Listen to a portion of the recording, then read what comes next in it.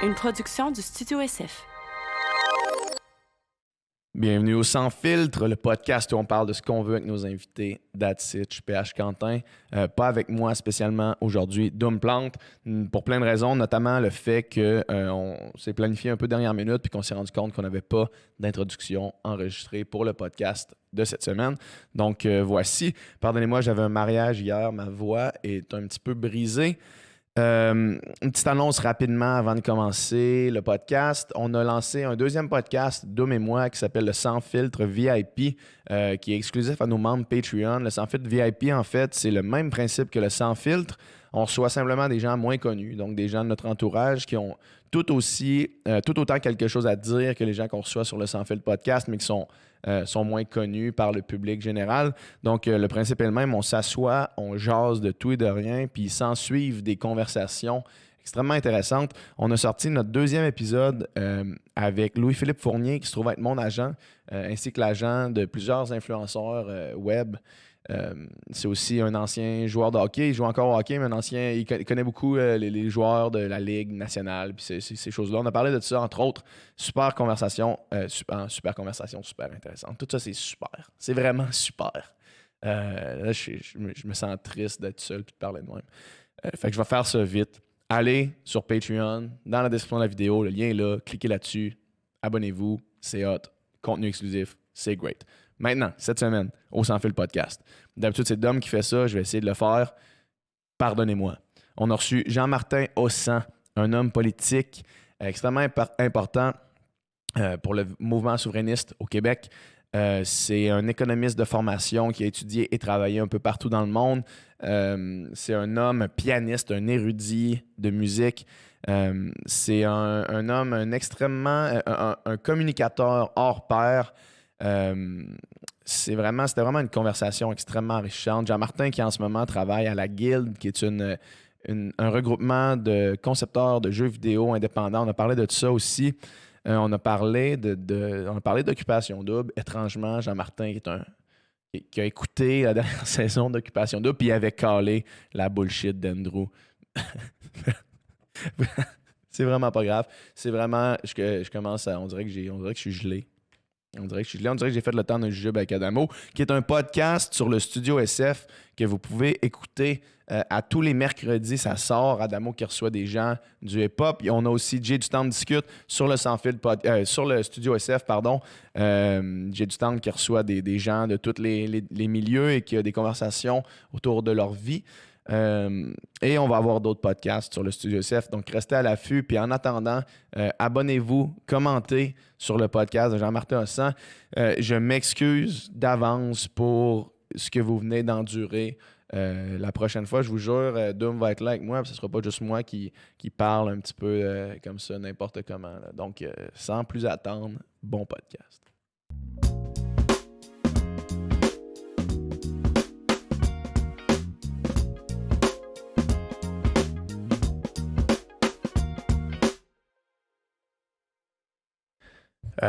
Bonjour. Salut. Merci je veux qu'on continue la conversation qu'on avait. Fait que tu t'es fait emporter par OD. Oui, c'est la première année que je l'écoutais, puis j'ai trouvé ça intéressant. Ça m'a surpris moi-même. À quel niveau? Je me laissais prendre dans l'intrigue un peu. Je voulais savoir ce qui se passerait la semaine d'après, qui gagnerait. Je faisais mes bêtes aussi. Okay. C'était même pas d'un point de vue sociologique là, d'analyser le comportement humain comme certaines personnes font. C'était vraiment par pur divertissement. C'était du divertissement. Ouais, j'aimais bien aussi les petites intrigues. Puis moi, Andrew, là, je le voyais quand même calculateur depuis le début. Ah ouais. Mais c'est toujours un peu sociologique pareil. Tu vois les personnalités des gens ressortir. Puis c'est de la psychologie, en fait, c'est surtout. Là.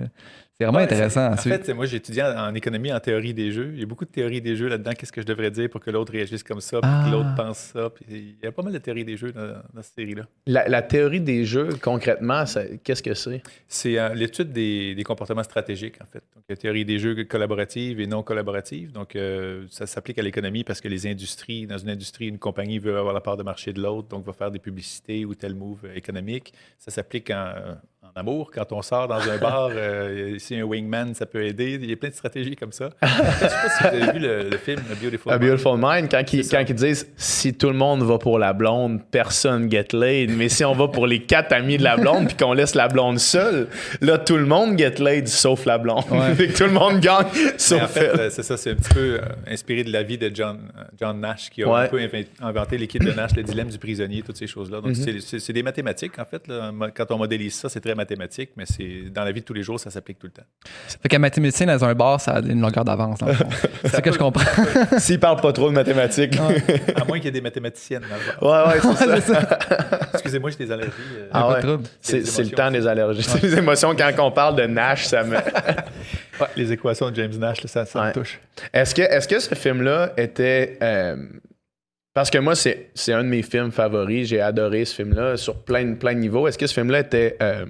pour quelqu'un qui connaît bien ce milieu-là, est-ce que c'est un film qui est représentatif de la réalité ou c'est vraiment trop tiré par les cheveux? Ben, c'est hollywoodisé un peu, c'est Ouais. sûr. Là. Puis surtout à la fin, la façon qu'il dépeigne sa schizophrénie, je ne sais pas si c'était un peu comme ça, là, mais ce gars-là, c'était un génie. Puis ce qu'il a apporté, on le voit un petit peu dans le film. Parce que tout le reste, en fait, même dans la structure de la société aujourd'hui, par exemple, quand ils émettent des nouvelles licences pour des radios ou des ondes 3G, 4G, 5G, ils utilisent des systèmes d'enchères qui sont basés sur la théorie des jeux, créés par des gars comme John Nash. Donc, ce qui a fait une application pratique. Ça ne se voit pas au premier degré parce que c'est juste des équations tout le long, là, mais après ça s'applique. Ouais. La plupart des grands économistes qui font des choses trop compliquées, 5, 10, 15 ans après, ça s'applique dans la société. Là. Il y a quand même des débouchés pour ça. C'est intéressant d'être capable d'avoir le recul puis la capacité analytique de remarquer ces choses-là.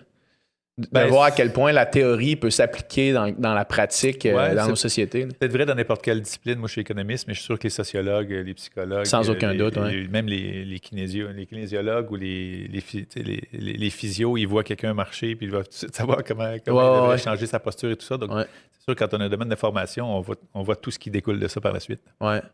C'est intéressant de voir que c'est pas nécessairement tout le temps... que c'est pas à l'avant-plan tout le temps. Puis parfois, des solutions... qui peuvent apparaître comme simples quand tu as la connaissance, ne sont pas appliquées. Tu sais, justement, mettons qu'on garde la... Ouais, c'est ça. mais c'est ça, puis c'est souvent dans toutes les questions sociales ou, tu sais, mettons qu'on en parle souvent parce que ça me préoccupe beaucoup, le véganisme, par exemple, parce que j'ai acquis des connaissances depuis que je m'y intéresse. Es-tu vegan, toi? Oui. OK, je savais pas. Ouais, j'ai eu des connaissances depuis que je m'y intéresse qui m'apparaissent comme claires, tu sais, parce que tu as cette connaissance-là. Puis quand tu vois dans la société que ces théories-là ou ces connaissances-là sont juste inconnues ou ignorées, c'est fascinant de voir à quel point la connaissance n'est pas partagée d'un point de vue société. Ouais, moi, j'aimerais beaucoup être végétarien. Vegan, je sais pas, là, mais végétarien, je l'ai été pendant 1 an quand je vivais en Espagne parce que j'avais vu une espèce de gigot de viande suspendu dans un camion avec des mouches dessus. Puis ça aurait été non. Pas ici, je m'étais privé de viande pendant un petit bout, mais je rechute tout le temps devant un Mozza Burger. Mais il faut vraiment que je fasse des efforts parce que je pense que ça fait partie de la solution d'être végétarien ou de manger moins de viande au moins. Ouais. Certainement. D'un point de vue économique, on entend souvent, en fait, moi j'entends souvent l'argument, le contre-argument en fait de dire ouais, mais tous les emplois qui sont créés, tu sais, à partir de l'industrie de la viande, des emplois qui disparaîtraient, qu'est-ce qu'on en fait d'un point de vue économique? Ça s'appelle l'évolution des sociétés. Je suis sûr que les charretiers étaient contre l'invention de l'automobile, puis les producteurs de chevaux aussi. Puis les producteurs de chandelles devaient être fâchés quand l'ampoule a été inventée, mais à un moment donné, ça s'appelle peut-être le progrès. Puis je pense que la quantité de céréales et de ressources et d'eau que ça prend pour élever du bétail pour nourrir les humains, alors que la matière première pourrait nourrir les humains avec moins de ressources, on va peut-être y arriver un de ces 4. Il faut, en tout cas, parce que c'est mathématique. Là. Il y a des ressources finies sur la planète. On ne peut pas toujours en utiliser plus. Ça, c'est un concept que tu amènes. Je me rappelle plus.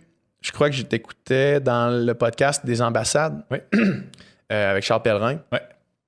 Le concept des ressources finies qui, trop souvent, j'ai l'impression, dans la société de consommation, on a tendance à oublier ce caractère final qui existent réellement, là, qu'on ignore juste parce que ça fait peur, juste parce que ce sont des mots qui sont... Mais est-ce que- On a un mode de vie qui ne nous a pas habitués à nous priver de quoi que ce soit. Ouais, c'est ça. On vit dans l'abondance, surtout ici en Occident, puis c'est mathématique, comme je disais, il y a des ressources qui sont finies, donc il faut trouver des moyens de faire autant avec moins de ressources ou de consommer moins, tout simplement.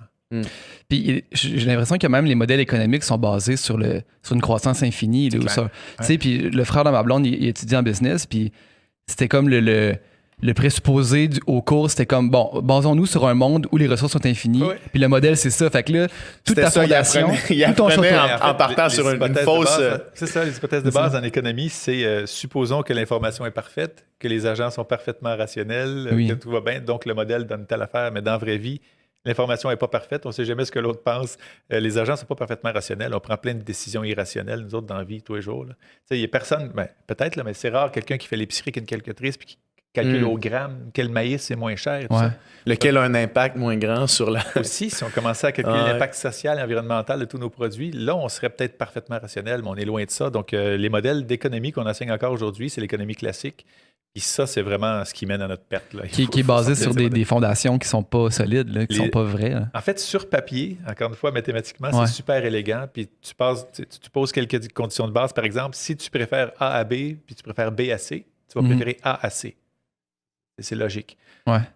Ou que si tu aimes quelque chose, tu vas préférer avoir une quantité plus grande de cette chose-là que moins grande. Donc, tu pars avec quelques axiomes de base comme ça, puis là, les modèles, ils se développent dans toute une société, mais c'est que cette rationalité-là, on la perd à un moment donné quand on est humain. Ouais. Puis c'est ça qui fait que ces modèles économiques-là, pour faire des politiques publiques basées purement là-dessus, là, ça mène au système qu'on a en ce moment de surconsommation, surproduction, inégalité de richesse incroyable, Ouais. qui continue de croître, en fait. Oui, ça sans arrêt. ne se résorbe pas, ça s'empire. Ouais. Donc, il faut vraiment changer notre façon de voir le monde au complet. Il n'y a pas de doute. Puis est-ce que dans ton parcours, toi, tu sais, qui a été un politicien plus de gauche, tu sais, puis qui a des valeurs plus justement de gauche, dans tes études ou dans ton travail, d'être frustré par ces modèles-là ou par cette façon de voir l'économie-là? Ben, en fait, ça m'a fait décrocher. Moi, je suis allé jusqu'au doctorat en économie. Ouais. Je ne l'ai pas fini, par contre, parce que je me suis rendu compte, après 8 ans et demi, 9 ans à l'université, étudier actuariat, finance, économie, j'avais jamais entendu le mot chômage ou inégalité ou tout ça. C'est tout le temps des lemmes, des théorèmes puis des choses mathématiques Ouais. qui s'appliquent par la suite, mais ça venait qu'à m'ennuyer un peu. Donc, avant de finir le doc, je suis revenu travailler ici. Mais ça prend vraiment, en fait, un mathématicien ou un statisticien pour aimer l'économie moderne telle qu'on l'enseigne, parce que c'est vraiment que des mathématiques. Il n'y a, pas Ouais. beaucoup d'économie. Il y a plus beaucoup d'économie politique, d'histoire de l'économie, de la pensée économique et tout ça, qui était plus proche de la sociologie, puis finalement de l'anthropologie, puis de quelque chose d'un peu plus humaniste. Là. Ouais. Ça, il y en a de moins en moins. Je pense qu'il faut étudier dans d'autres départements qu'économie pour avoir ça maintenant. C'est ça qui fait que des grosses corporations aussi, plus la structure devient grosse, moins l'humanité est présente. Là, quand tu prends les multinationales puis tout ça, fait que là, ça devient que tu as des gens que leur travail, les économistes, c'est de regarder les chiffres puis de développer des modèles, comment qu'on peut croître encore plus. Ouais. Ben là, il n'y a plus quelqu'un qui a un regard sur OK, mais à travers tout ça, est-ce que les humains sont bien traités? À travers tout ça, est-ce que les ressources sont bien? En fait, ils considèrent beaucoup une catégorie d'humains, c'est leurs actionnaires. Ouais. Donc, ils veulent savoir est-ce que les actionnaires en ont pour leur argent, sauf que ça, c'est plus une bonne façon de voir les choses. Puis c'est pour ça que quand je suis passé au chantier de l'économie sociale, Ouais. moi, pendant à peu près 3 ans, j'ai adoré ce que j'ai fait là, puis ce que je voyais là, parce que c'est des entreprises qui sont des business au même titre qu'une Inc. en Ouais. bourse. Donc, ils créent la même richesse puis le même nombre d'emplois, mais c'est des entreprises collectives. Ils n'ont pas d'actionnaires. Quand il y a un profit, c'est réinvesti dans l'entreprise ou dans la collectivité, Mhm. ce qui fait que la répartition des richesses est bien meilleure. Puis il n'y a pas de délocalisation d'emplois. C'est ce que tu exprimais, là, si on calcule que pour les actionnaires, on va faire 0,5 % de rendement de plus en allant en Malaisie plutôt qu'à Tacoaticook, ils vont le faire. Ouais. Parce que c'est les actionnaires qui disent que la marche. Alors qu'un OBNL ou une coopérative, donc l'économie sociale, qui fait la même business avec les mêmes emplois et la même richesse, ne va pas s'en aller en Malaisie pour 0,5 % de rendement de plus parce qu'il n'y a pas Mhm. d'actionnaire qui va exiger ça. Donc, ils vont regarder la mission à la collectivité puis ils vont rester là simplement. Donc, ce genre d'économie-là, qui est très forte au Québec d'ailleurs, l'économie sociale, on est des leaders mondiaux. Là.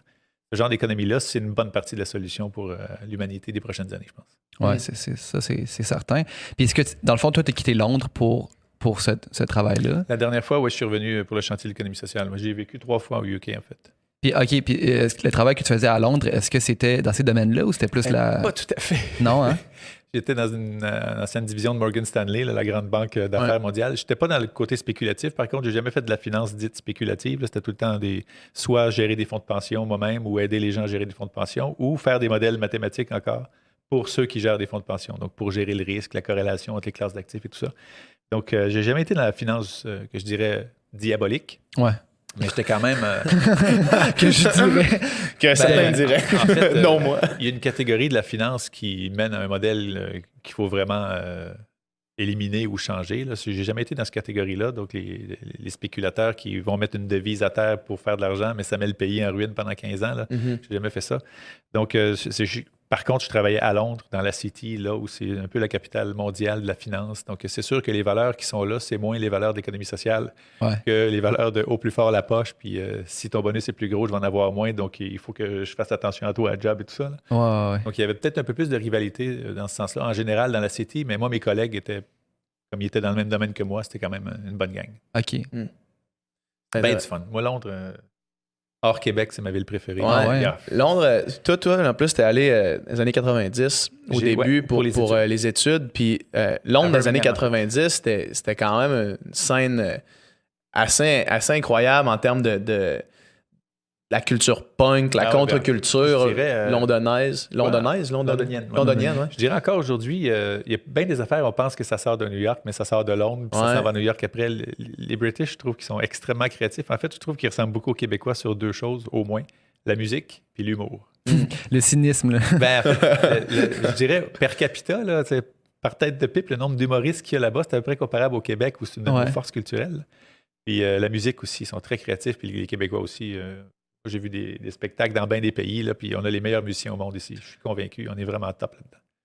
Ouais, on a... Dom, il fait de la musique dans la ville. Ouais. T'as pas ta guitare ici?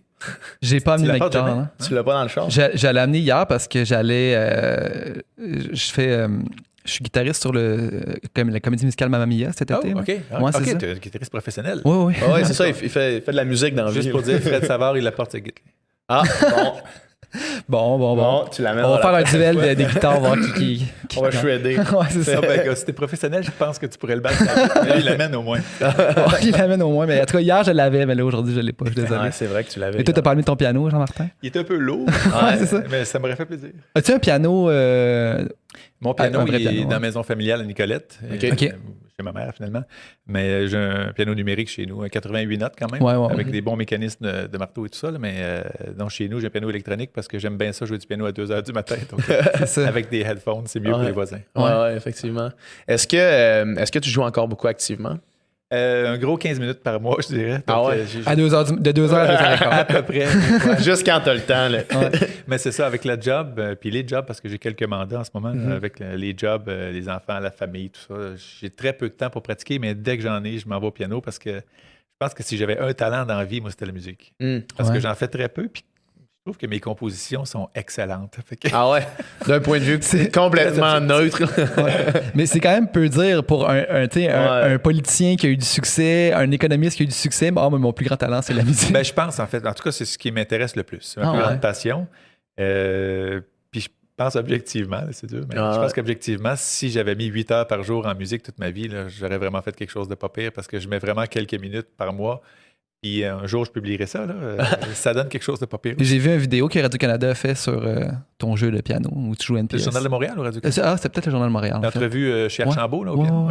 Ah, ben merci. C'était super beau, d'ailleurs. Puis c'est ça, tu me disais tantôt que tu as joué du piano jeune, puis j'ai l'impression que ça nous quitte jamais vraiment. Quand on en fait vraiment jeune, ça aide à former le cerveau d'une certaine façon, puis après ça, la musique nous suit. Là, je suis convaincu de ça, moi, que ça développe une partie du cerveau qui ne se développe pas avec le français, les mathématiques et les matières de base à l'école. Là. Moi, chez nous, on est 3 enfants, on était forcés les 3 à faire de la musique. Pendant la primaire. C'était peut-être mon père qui était un musicien frustré de ne pas l'avoir été parce qu'il aimait beaucoup la musique, mais il ne jouait pas. Ma mère était prof au primaire de musique. Okay. Donc, on avait un environnement quand même assez musical, puis il nous forçait. La version poétique de mon père, c'était « c'est le piano ou mon pied dans le derrière ». Donc, on a tous choisi le piano. Sage décision. Sauf ma sœur qui a pris le violon. Ça a passé. Ça a passé, puis chez nous, ça va être pareil.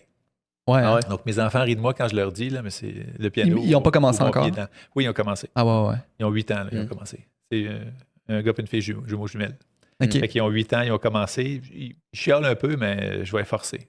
Ouais. Jusqu'à la fin du secondaire. Puis comme moi, je pense que dans 10, 20, 30 ans, ils vont me bénir d'avoir forcé. C'est souvent ça qui se passe. Moi, mettons, là, j'ai fait de la natation longtemps dans ma vie. Puis Au début, je le faisais parce que moi, j'ai 3 sœurs plus vieilles que moi qui les 3 en faisaient. Et moi, parce que ma mère était mère au foyer, elle s'occupait de nous 4. Puis quand on allait au cours de natation, tout le monde y allait. Fait qu'elle a juste décidé que moi, j'en faisais aussi.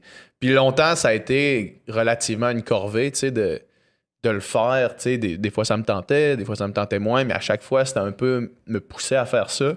Jusqu'au moment où, à un moment donné, je me suis dit, crime, j'aime ça. Puis je remercie grandement ma mère, plus principalement ma mère, mais mes parents de m'avoir forcé, entre guillemets, à faire ce dans quoi maintenant je réalise que j'ai un talent, puis que si j'avais commencé plus tard, je me serais pas rendu où est-ce que je me suis rendu. Là, tu sais. Moi, exact. Le club école, le samedi, dimanche matin, où on allait. Moi, à chaque entraînement, je trouvais une excuse pour sortir de la piscine. Je disais que je gelais, puis là, je m'ostinais avec le coach jusqu'à temps qu'ils disent OK, tu peux sortir. Puis je me mettais une petite boule dans ma serviette sur le bord. Tu faisais semblant d'avoir froid. Puis après ça, t'as été coach, puis t'as vécu l'autre côté où est-ce qu'il y a un jeune qui chiale, qui a froid, puis tu fais reste dans l'eau. À chaque entraînement, il t'ostine qu'il a froid jusqu'à temps que tu le laisses sortir. Je devais être insupportable. Mais je pense que je réussissais à convaincre mon cerveau que d'avoir froid pour vrai. C'est fort, ça. Mais ouais, bon, c'est ça. Mais même chose pour la musique, tu sais. C'est le critère parfait du menteur pathologique. Ouais, c'est ça. D'être capable de te convaincre toi-même. Ouais. Tu Puis, es bon comédien. Essaye de broyer. Essaye de me faire broyer là tout de suite. je suis pas capable. Mais même chose pour la musique, mes parents m'ont inscrit, m'ont pas forcé, mais m'encourageaient fortement à pratiquer, même que c'était OK, Dominique, il faut faire le piano. Ouais, puis il y avait toujours un petit assinage à chaque fois. Puis tu vois, j'aurais pas. Là, j'ai arrêté le piano. J'ai joué du piano de 7 à 12 ans à peu près. J'ai arrêté, puis après ça, j'ai commencé à la guitare. Puis tu sais, je ferais pas de la musique aujourd'hui si j'avais pas été inscrit à mes cours de piano quand j'étais jeune, parce que ça m'a aussi donné un bagage que. Après ça, je suis arrivé au cégep, puis les cours de formation auditive, crime, j'ai de la facilité. Comment ça? C'était quoi? J'ai fait du piano quand j'avais 7 ans. Ouais. Donc, ton emploi principal, c'est musicien, toi? Oui. Je te méprise. Je suis vraiment jaloux. C'est ce que j'aurais voulu faire dans la vie. Ah ouais, hein? Il faut que je publie ma musique un jour, parce que sinon, c'est mon lit de mort. Je vais vraiment avoir un regret de ne pas avoir essayé de publier ça. Mais parce que pour l'instant, il y a juste moi qui trouve ça bon. Là. Ouais. Ben, s'il n'y a personne d'autre qui l'a entendu, c'est sûr qu'il y a juste toi. Enregistrer un album piano solo. Ben, en fait, j'ai une 60aine de compos qui sont prêtes. Là. Ouais. Il y en a, la plupart, c'est paroles musique. Donc, OK. Puis j'ai des ordinateurs chez nous avec des V-Synth et tout ça. Là. Donc, c'est des tunes qui sonnent un peu Dépêche Mode, Nine Inch Nails. Ah ouais, OK. Ouais. OK, moi, je pensais Très longue 90, là. Très longue 90. Bien, évidemment, les sons du jour sont plus chauds et adaptés à notre époque, mais dans les harmonies, ça doit t'inspirer des années 90. Nine Inch Nails, Dépêche Mode, pas mal. Moi, ouais. tu viens de nommer mes 2 bands préférées. Là. Ben, moi, je les adore encore. Il y en a des nouveaux qui sont... Est-ce que tu es allé voir Dépêche Mode dernièrement en spectacle? Je les ai vus 2-3 fois, mais la dernière fois, ça doit faire quasiment 7-8 ans qu'ils étaient venus au Centre Bell. Ah, ils sont venus en fait, il y a 2 ans. OK, là, je les ai manqués. Non, moi, ça fait un petit bout de temps que je les ai vus. OK. Moi, je les ai vus 2 fois ici. J'adore ces bands. Mais il y a des nouveaux bands aussi, moi, 21 Pilots, en ce moment. Je les trouve absolument fantastiques. Ils sont au festival été, eux autres, de Québec? À Québec, oui. Puis je les ai vus au Centre Bell il y a quelques jours. Là. C'est un des meilleurs shows que j'ai vu de ma vie. Puis j'en ai vu un paquet. J'ai quand même 49 ans, donc j'ai vu quelques shows.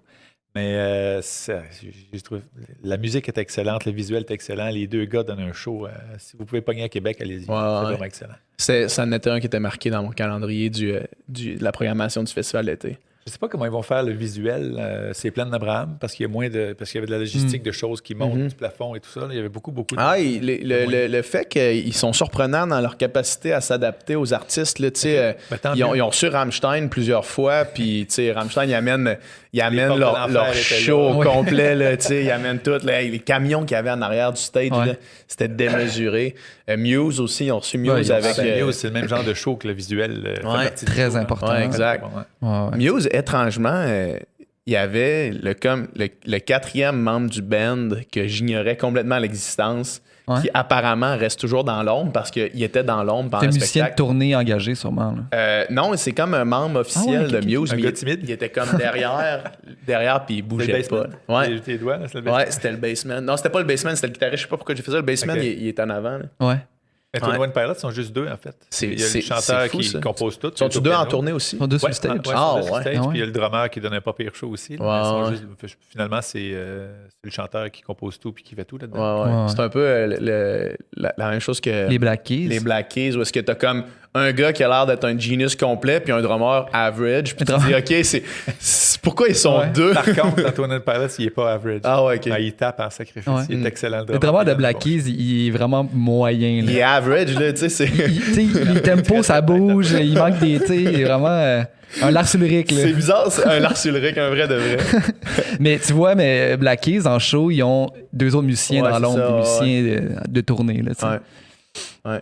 Ah, mais moi, je pensais que tes compositions, c'était piano classique. Ah oui, c'est ça, on mais... n'a pas fini là-dessus. Oui, ben en fait, j'en ai beaucoup aussi, juste Ouais. piano solo, puis c'est néoclassique. C'est Ok, ouais. dans la lignée de Jean-Michel Blais, Ouais. Alexandra Streliski. Oui, tout à fait, ouais. Martin Lisotte aussi, un petit peu. Donc, j'en ai pas mal au piano tout seul, mais quand j'ai des textes qui me viennent, je fais ça sur des tunes un peu plus orchestrées. Là. Ouais. Fait que tu chantes aussi.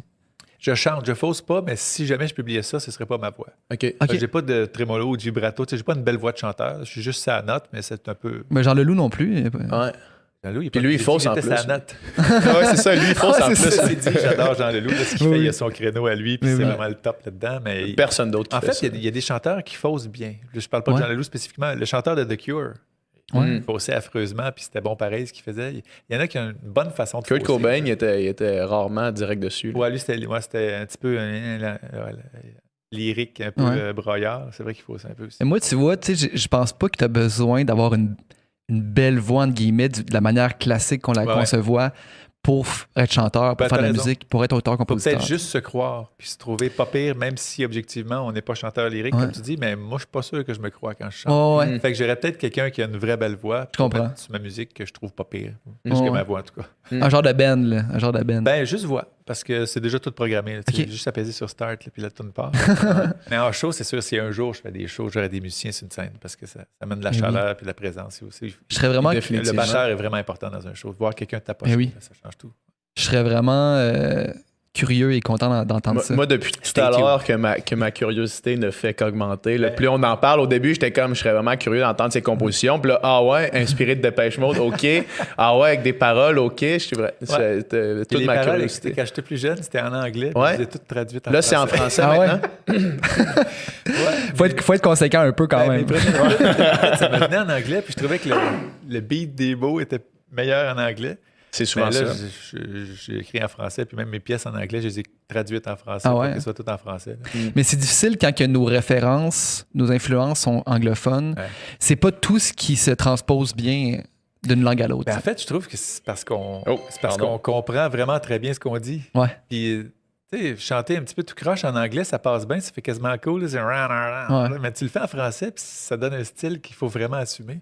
Ouais. Je sais pas moi, Ben, mettons, c'est lui qui fait la toune Immortelle, là, son album posthume, comment ça s'appelle? Ouais, c'est pas Arthur H.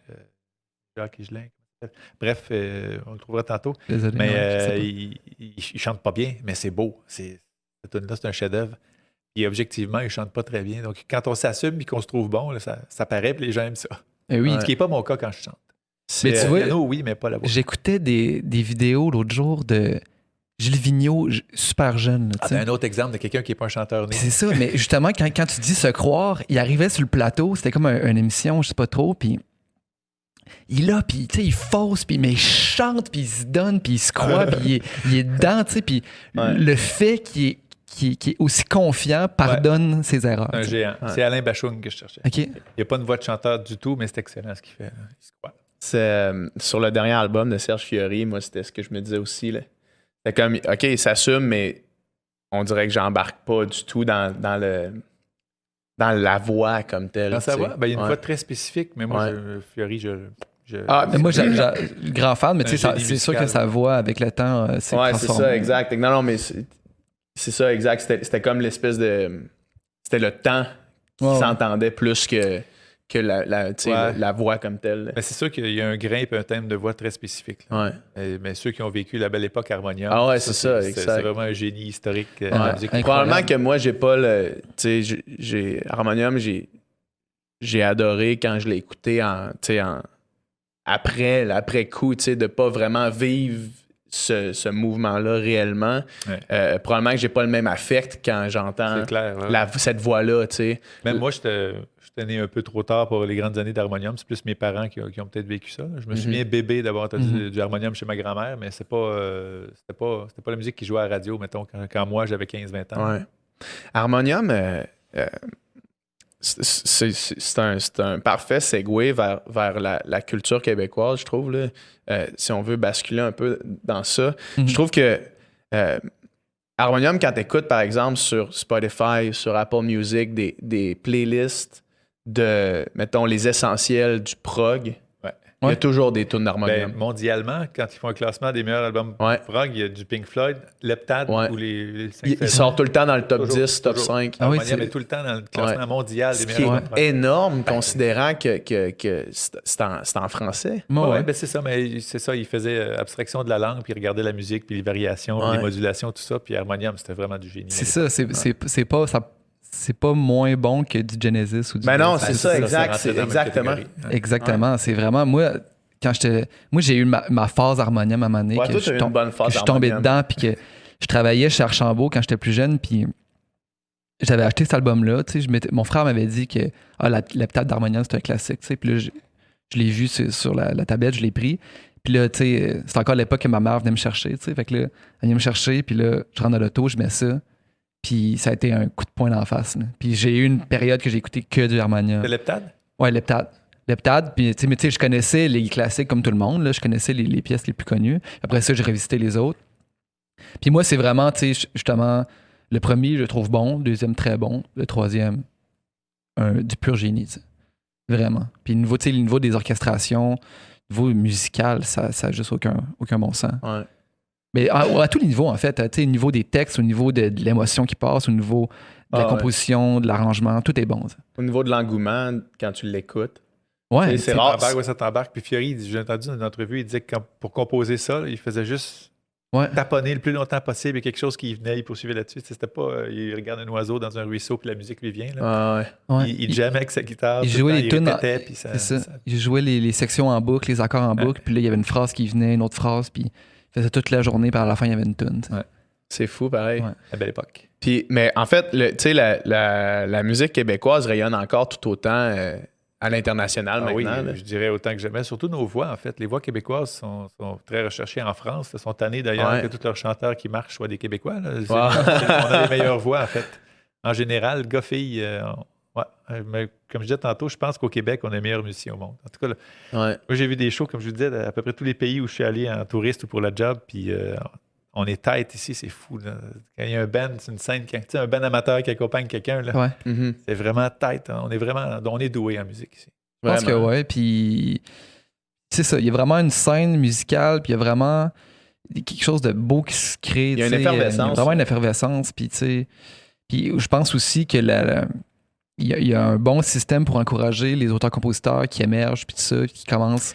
L'appui à la culture, c'est nécessaire, en fait, parce que c'est rentable dans l'ensemble de la culture, mais quand tu prends un spectacle lui-même, ça prend de l'aide pour qu'il soit rentable. Sauf que tout ce qui est en périphérie, tout le monde qui travaille dessus, puis tu parles de la salle, les techniciens, les restaurateurs, tout ça, c'est un investissement qui est super rentable en bout de ligne. $1 en culture vaut bien plus qu'un $1 dans l'économie après.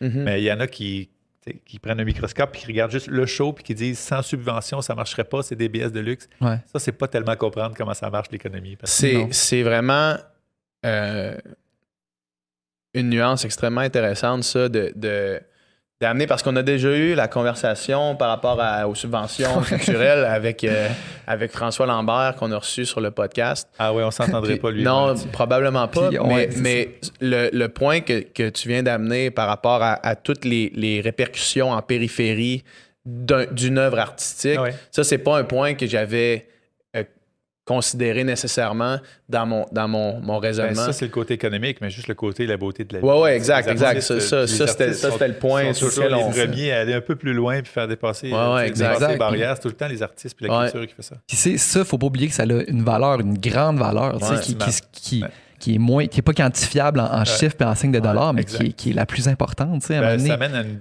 plus grande paix sociale, une plus grande égalité, le climat est meilleur. Je pense que les arts sont essentiels à n'importe quelle société, mais même si on le prend sur le plan strictement économique, là, le pan culture dans n'importe quelle économie est immense en termes de... Ça revient à la question en bout de ligne, c'est pourquoi on vit. Est-ce qu'on vit pour naître, travailler, faire de l'argent puis mourir? Il faut qu'il y ait un peu de beauté. Là. Hein? François, il dirait quoi là-dessus?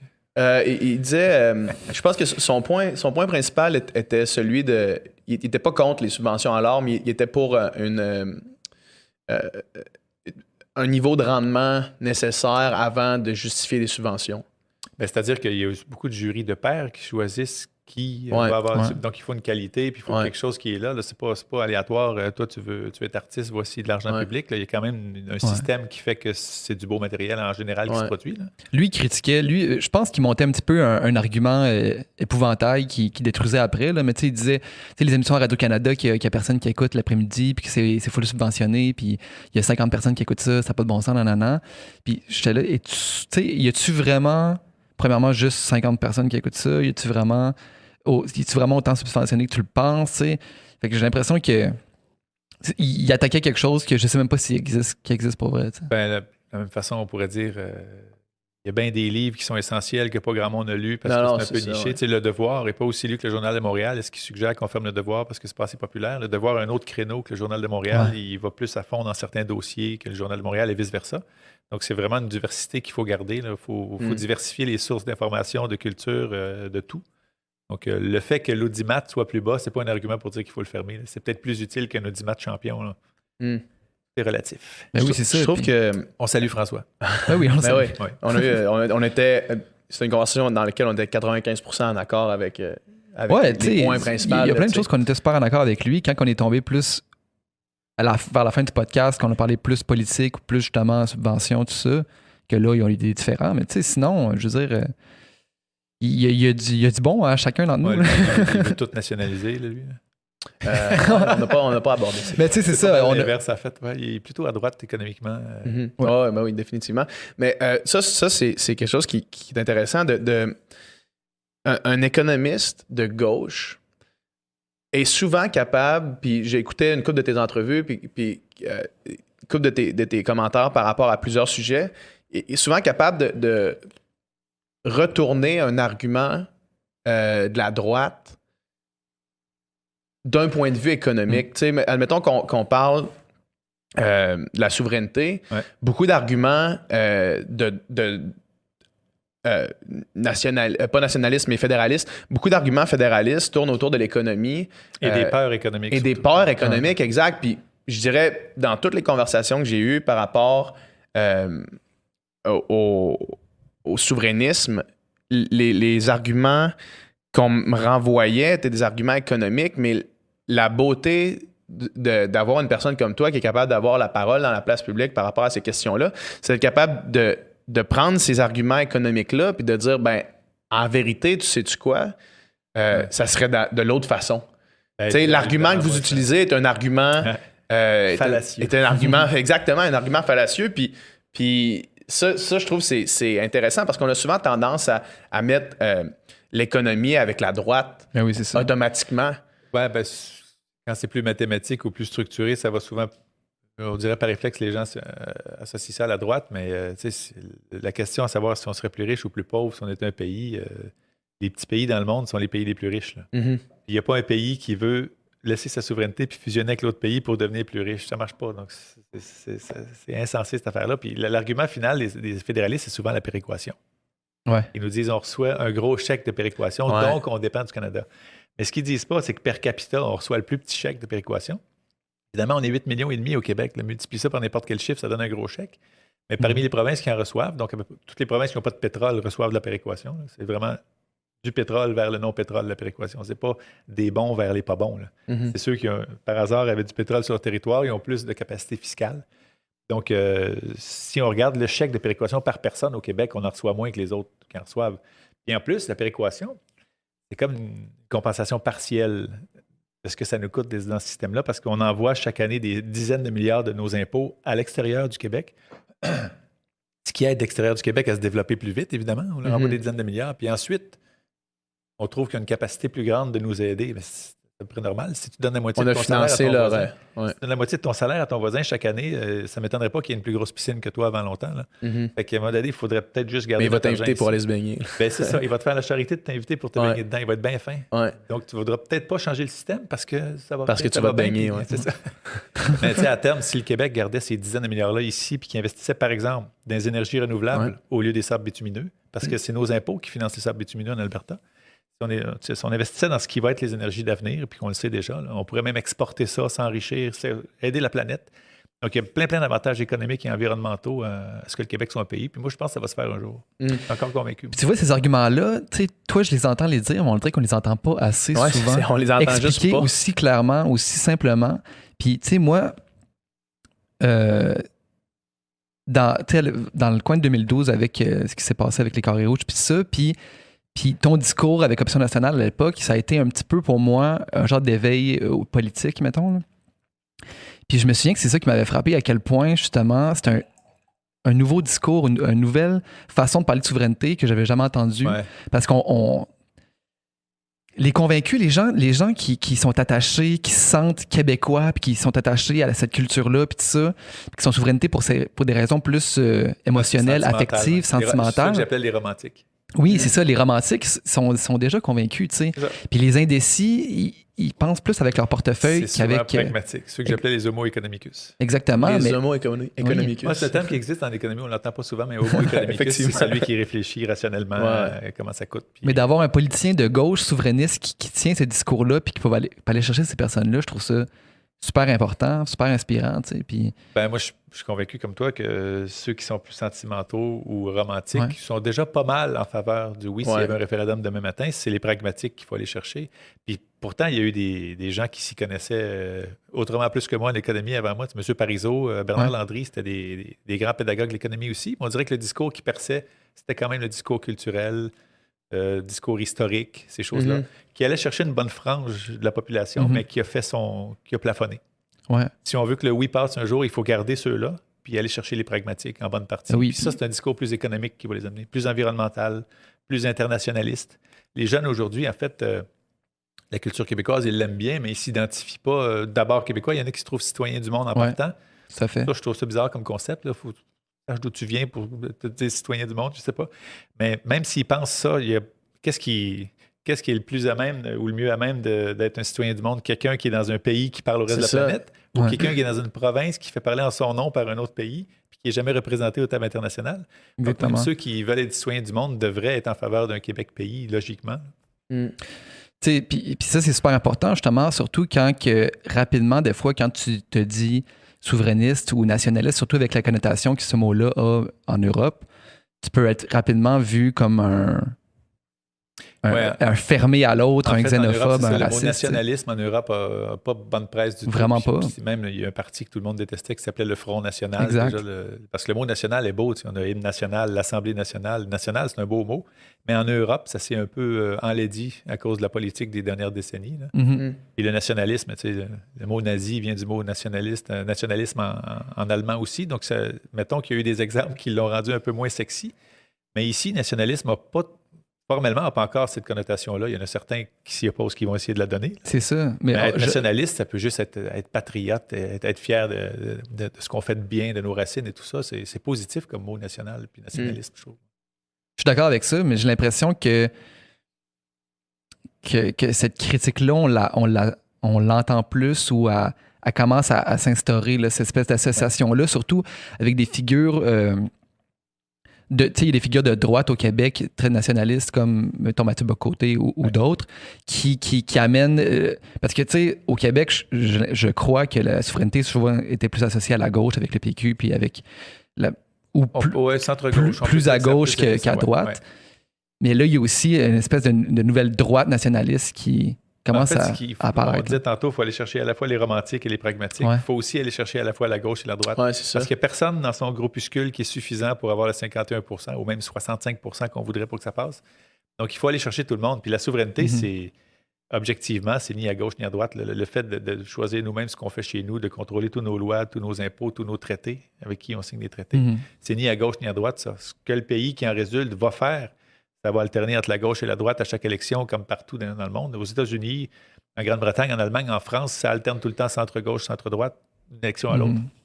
On ne serait pas différent là-dessus. Une erreur aussi que certains souverainistes font, c'est de dire on veut la souveraineté si c'est à gauche. Quelque chose de totalement illogique à dire on veut vous donner la liberté à condition que la liberté ce soit ça. Mais c'est plus la liberté. C'est plus la liberté rendue là. On donne la liberté au peuple de choisir s'il veut être à gauche ou à droite, puis en bon démocrate, on l'accepte. Moi, je préférais qu'un Québec souverain soit plutôt centre-gauche-gauche, parce que je pense qu'une communauté qui se tient et qui voit tout le monde, c'est mieux pour l'égalité sociale et tout. Mais si jamais le Québec était souverain puis que les gens élisaient un gouvernement de centre-droite pendant 10-20 ans, je ne déménagerais pas pour ça. Je l'accepterais, puis je militerais pour que ça revienne à gauche et tout. Ouais. Mais la liberté devrait être plus importante que de dire ça va être à gauche, sinon je milite pas, ou ça va être à droite, sinon je milite pas. Il faut se donner le moyen d'être à gauche ou à droite avant de dire où on va être. Mais c'est difficile, excuse-moi, continue. Non, la formule que j'utilisais, c'est avant d'être à gauche ou d'être à droite, il faut être. Ouais. Puis là, tu choisiras si tu es à gauche ou à droite. Pour l'instant, on n'est pas. On est subordonné à un autre gouvernement. On ne décide pas nous-mêmes si on est à gauche ou à droite au Québec. Et le plus grand défi en ce moment, puis ce qui n'a jamais été fait, c'est de ramener tout le monde sous une même bannière, sous un même mouvement. Puis c'est parce que, justement, entre le militant quasi extrême gauche de chez Québec solidaire aux souverainistes de droite, c'est dur de les dire on va s'unir puis on va travailler ensemble. C'est la quadrature du cercle que le PQ a réussi à faire à ses débuts. Avec l'évêque, Parizeau, tout ça. Dans le même caucus, il y avait des gens de gauche, des gens de droite. Puis même quand j'ai été élu en 2008 avec le PQ, dans le même caucus, il y avait Monique Richard, une ancienne syndicaliste, puis François Legault, l'homme d'affaires. Donc, il était là pour la souveraineté, tout le monde, même s'il était de gauche ou de droite. Je pense que le problème qu'il y a eu avec un parti comme le PQ, c'est que quand tu arrêtes de parler de souveraineté comme cause première, c'est les autres débats qui prennent la place, puis c'est là que, c'est là que tu sépares ton... C'est là que ça se clive. Ouais. Alors que quand tout le monde parle de souveraineté, tout le monde est uni. Donc, un parti souverainiste doit parler de souveraineté pour que son caucus reste cohérent. Sinon, c'est ça mène à des débats qui font en sorte que les désaccords sortent bien plus vite, puis c'est moins équilibré, mettons. Là. Puis le discours de dire on va parler de souveraineté le prochain mandat, c'est pas un discours non plus qui intéresse les personnes qui veulent parler de souveraineté au moment où est-ce qu'on en parle. Ça en a refroidi quelques-uns, puis pour être honnête, la stratégie de M. Lisée, c'était pas de ne pas en parler, c'était de la préparer puis de la faire au mandat d'après, parce que si ça avait été de ne pas en parler, moi, j'aurais même pas été candidat en 2018. Là. La stratégie, c'était justement de refaire toutes les études pour montrer que sur le plan environnemental, financier, diplomatique, sur tous les plans, on avait tout avantage d'être souverain. Ou du moins, on espérait que les études donneraient ça, parce qu'il aurait été objectif, les études. Si ça avait dit l'inverse, on n'est pas fou. On ne veut pas que le Québec s'en aille dans un mur non plus. Mais l'idée, c'était de préparer tout ça pour que dans le mandat d'après, ce soit basé frontalement, comme il disait là-dessus. Ouais. Il y en a qui trouvaient que c'était pas assez pressé.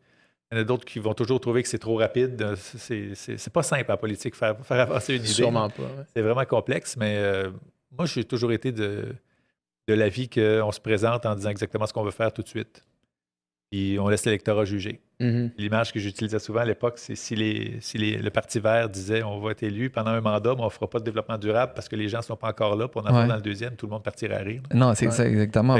Quand on est fédéraliste, il faut le dire. Quand on est souverainiste, il faut le dire. Puis je pense que le jour où tous les partis vont avoir une position si claire, là, nous autres, on veut faire ça, qu'est-ce que vous en dites? Bien là, la population va se réintéresser à la politique, puis les taux de participation aux élections vont réaugmenter à ce qui était avant, à 80 %. Possiblement, parce que j'ai l'impression que là, il y a une espèce de... du moins, pour ceux qui suivent un peu la politique comme moi je la suis, c'est-à-dire de façon un peu lointaine, je suis pas la personne la plus politiquement intéressée, mais j'ai l'impression qu'il y a un genre de flou entre les partis, un genre de souplesse de ça change pas grand-chose au final parce qu'il n'y a pas de croyance ferme, il n'y a pas de position claire, tu sais. Je dirais qu'on est dans un niveau assez bas d'intérêt général à la politique. Probablement. Même le gouvernement actuel qui fait ce qu'il a à faire, il fait à peu près ce qu'il a dit qu'il ferait. Moi, on ne peut pas les critiquer là-dessus. Mais il a été élu avec à peu près 37 % depuis. C'est le gouvernement majoritaire avec le plus faible appui de l'histoire du Québec. Puis en fait, si on compte le taux d'abstention, parce qu'il y en a qui ne sont pas allés voter. Donc avec le taux d'abstention, il y a 25 % des gens qui ont voté pour la CAQ. Donc, 3 personnes sur 4 ont voté autre chose ou ne sont pas allés voter. Puis on a appelé ça quand même une vague. Quand 3/4 des gens ne sont pas derrière le parti qui a été élu, qui est fortement majoritaire à cause du système qu'on accepte aussi, qu'on a de système uninominal dans les élections. Donc, je comprends que certaines personnes regardent ça de loin et se disent que c'est pas tellement représentatif. D'ailleurs, je suis très content moi, que M. Legault soit ouvert à changer le mode de scrutin. J'ai bien confiance, moi, qu'ils vont le faire.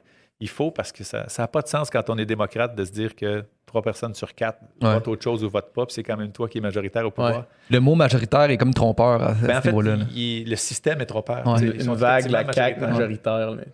C'est ça. En fait, c'est ce qui a été décrit, puis surtout que à l'ouverture des bulletins, le 1er octobre, 3 minutes après, c'était CAQ majoritaire. Ça a vraiment frappé tout le monde. C'était impressionnant quand même, cette soirée-là. Ouais. Mais quand on regarde les chiffres, ils ont reçu l'appui du quart des électeurs inscrits. Ouais. il ne devrait peut-être pas être si majoritaire à l'Assemblée dans un système plus proportionnel. Puis moi, comme je disais, je félicite François Legault d'être ouvert à changer ce système-là qui pourtant l'a fait. Malgré une victoire. Là. Ouais. Sauf que là, je pense que... les autres partis, incluant celui de René Lévesque, disaient tout le temps on va le faire, puis il ne le faisait pas pour des raisons, des fois de calcul, d'autres fois de complexité. Puis il faut dire qu'il y a eu des référendums ailleurs au Canada aussi. Colombie-Britannique, ils ont fait un référendum sur voulez-vous changer le système? Les gens ont voté non. Ah ouais. Ils voulaient garder le système actuel. Fait que c'est pas simple. Puis s'il y avait un référendum au Québec, je serais curieux de voir si les gens majoritairement diraient qu'ils veulent changer le système. Justin Trudeau l'a pas changé non plus, il avait dit qu'il le ferait. Lui, ça a été... je sais pas si c'était des raisons stratégiques, mais ça a déçu bien du monde. Ben oui, vraiment. Parce que c'était un de ses points clés de la mais campagne. Tu sais, c'est comme... L'être humain veut toujours changer les règles jusqu'à temps qu'il gagne selon ces règles-là. Là. Ouais. À l'époque de René Lévesque, en fait, il y avait peut-être une raison stratégique de se dire qu'on ne voulait pas de proportionnel parce que René Lévesque était plus populaire que le PQ, puis le PQ était plus populaire que la souveraineté. Donc, s'il y avait eu des proportionnels, il n'aurait peut-être pas été au pouvoir. Alors que maintenant, c'est l'inverse. La souveraineté dans les sondages est encore dans les 35 %. C'est 35 à 40, c'est phénoménalement haut. Puis ça n'a pas l'air de ça dans le discours public. Ouais. Ben, en fait, la souveraineté actuelle est à peu près plus haute que le gouvernement élu avec 37 %, puis est plus élevée que la popularité du PQ, puis la popularité du PQ est plus élevée que son chef. Donc, c'est l'inverse de l'époque Lévesque. Donc, maintenant, s'il y avait une proportionnelle au Québec, il y aurait sans doute plus de souverainistes à l'Assemblée nationale. Donc, si on est stratège souverainiste, on souhaite la proportionnelle maintenant, alors qu'à l'époque, c'était l'inverse. Donc, il n'y a plus de mauvaises raisons, en fait, ou il n'y a plus de raisons valables de ne pas souhaiter un système plus proportionnel au Québec quand on est souverainiste. Mais là, le projet de loi pour changer ça a été déposé trop tard, je pense, pour les prochaines élections. Le DGEQ a dit que ça prendrait des délais de plusieurs semaines, quelques dizaines de mois, pardon, pas de semaines, de mois. Donc, mais il y a des gens qui disent encore que si c'est déposé avant Noël, c'est très possible que la prochaine se fasse comme ça. Ou peut-être qu'il pourrait y avoir une alarme dans le corridor. Ouais, je ne sais pas si on entend ça. Bon, ben... Ah oui, alors si vous l'écoutez avec vos écouteurs, vous allez entendre. Mais, ou peut-être qu'il pourrait, par exemple, dire à la prochaine élection, il va y avoir aussi une question par référendum, voulez-vous un nouveau système? Et donc, ça va lui permettre d'avoir une autre élection dans le système actuel. S'assurer peut-être d'un deuxième mandat. Donc, je suis sûr que ces stratèges réfléchissent à tout ça de façon assidue. Sans aucun doute. Puis, si on s'éloigne un petit peu de la politique. Puis on parle des jeux vidéo. Puis qu'on parle, en fait, le lien que je voulais faire, c'était... on parle beaucoup de souveraineté depuis tout à l'heure, puis tu mentionnais les ressources d'énergie renouvelable qu'on a ici, d'énergie verte. Puis on entend souvent... on entend des comparatifs avec... par exemple, on dit le Québec va être l'Arabie Saoudite des ressources vertes. On dit, puis là, c'est là que je m'en allais vers les jeux vidéo, on dit que le Québec va devenir le Silicon Valley des jeux vidéo. Puis c'est deux comparatifs énormes pour quelqu'un qui s'intéresse à l'économie. Oui. En fait, on a vraiment...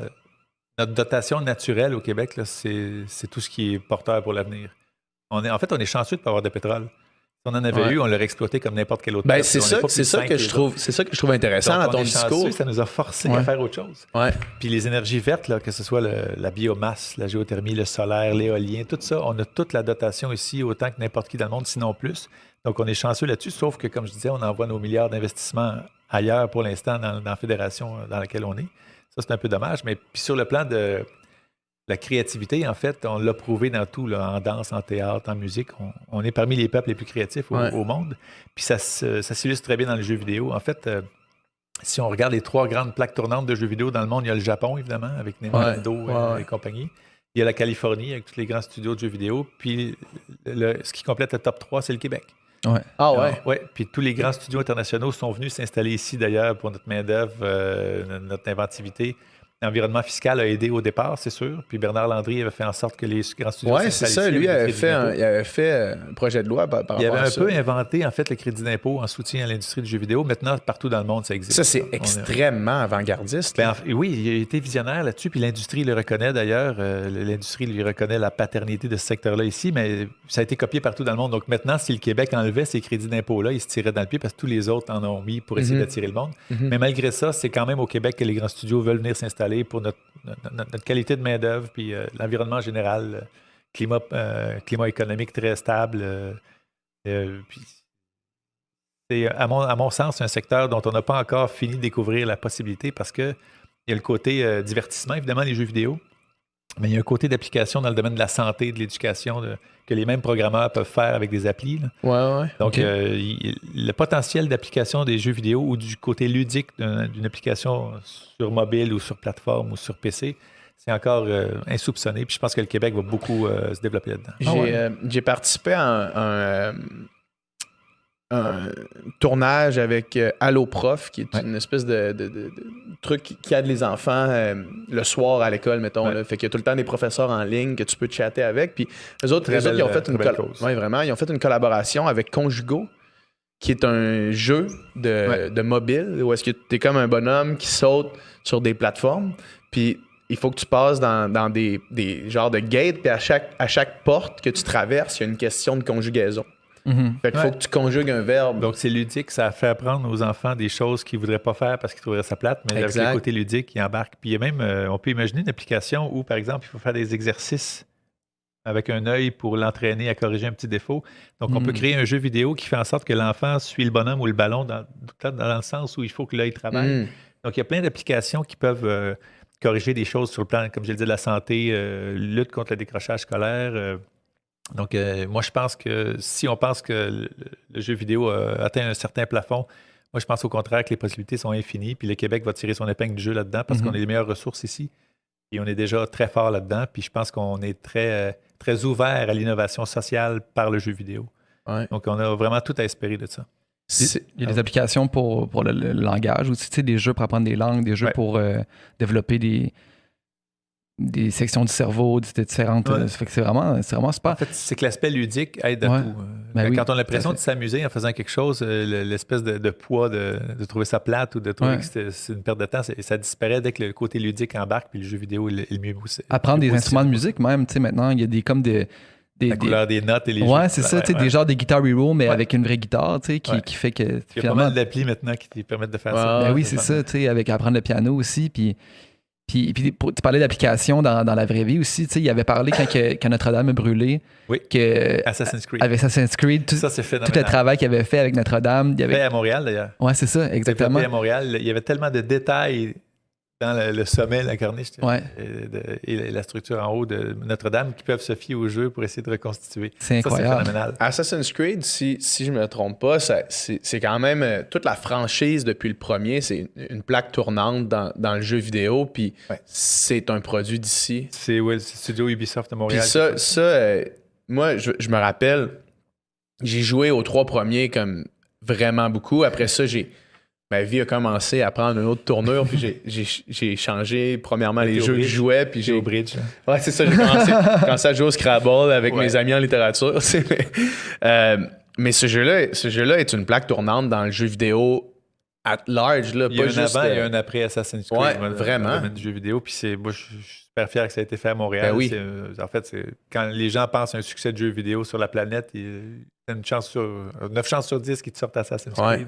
Puis en fait, il y a beaucoup de Québécois qui ne savent même pas que ça a été fait au Québec. Ben oui. Il y en a plein qui jouent à ça, qui ne savent pas que ça a été écrit ici, sur la rue Saint-Laurent. Ouais. Moi, je me rappelle, avant Assassin's Creed, j'ai joué à Prince of Persia, qui était fait ici aussi.